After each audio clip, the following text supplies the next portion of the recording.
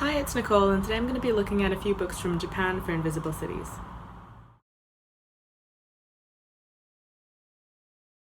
In my youth, I used to read quite a lot of manga and watch quite a lot of anime, so Japan is not a country that I find super new, I guess, and it is a country that I'm very interested in. However, I never really thought of myself in recent times as being someone who was that well versed on Japanese literature. But when I thought about it a bit more, I think I do still read quite a lot of literature from Japan, but it is no longer manga for the most part. These days it's usually literary fiction or something a bit absurdist, or both. However, because one of my low-key goals for this project is to look at graphic novels as well, and it would just be ridiculous, I think, to not have a look at graphic novels from Japan, considering that Japan is one of the main comic regions in the world. You have basically American comics, Japanese manga, and Franco-Belgian bande dessinée. So, I mean, it was just obvious that that would be something that I'd want to look into. I didn't actually get around to as many books from Japan as I thought I was going to. I did read Astral Season, Beastly Season from Hanford Star, and that was partly because it was a crossover with Indie Press Project, since in January we were doing Hanford Star for Indie Press Project. I did read In Praise of Shadows by Jun'ichirō Tanizaki, I think. I started Schoolgirl by Osamu Dazai, translated by Allison, Markin, Powell, and I think I ended up not pursuing that one because I was reading it at the same time as Astral Season, Beastly Season, which was my priority, and which had a similar-ish narrative feel, and so as to not confuse them, I ended up focusing much more heavily on Astral Season, Beastly Season, and then I started The Great Passage on audiobook, which I was enjoying, but I haven't finished yet.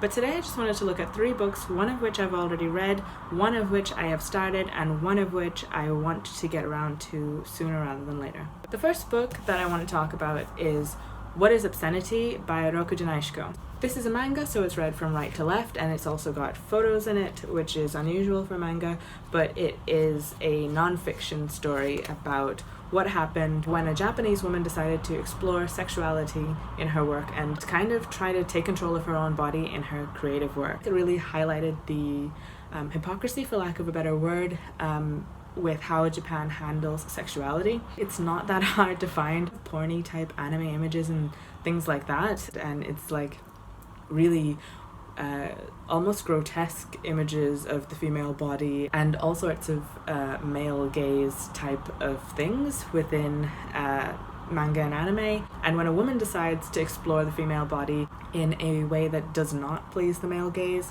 and in a way that is, I guess, empowering for her, that becomes an issue in Japanese society and it's labeled as obscene, whereas that other stuff isn't.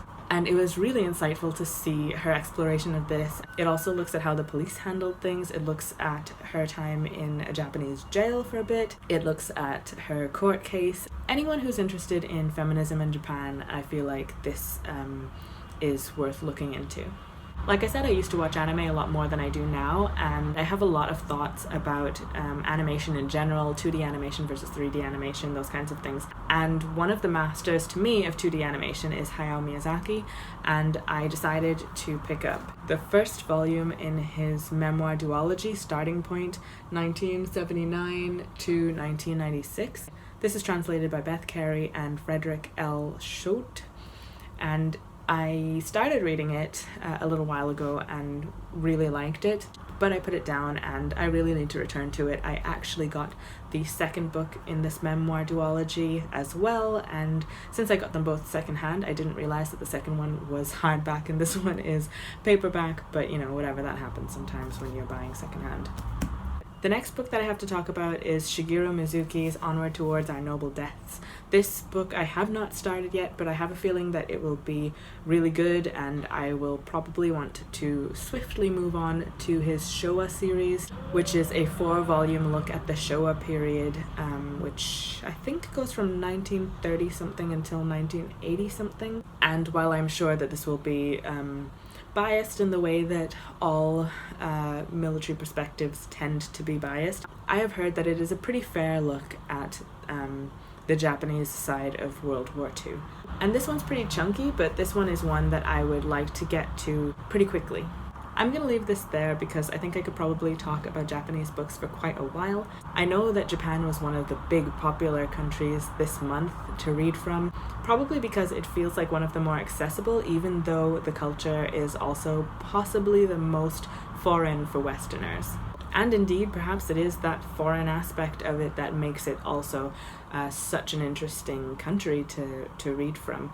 And I think that Japan does do a lot of pushing of its cultural narrative and exporting of that cultural narrative. So that'll also all play into that as well. But let me know if you've read anything that was really interesting to you from Japan. And of course, give me any recommendations that you think that I would like from that country as well. And I will see you again next time. Bye.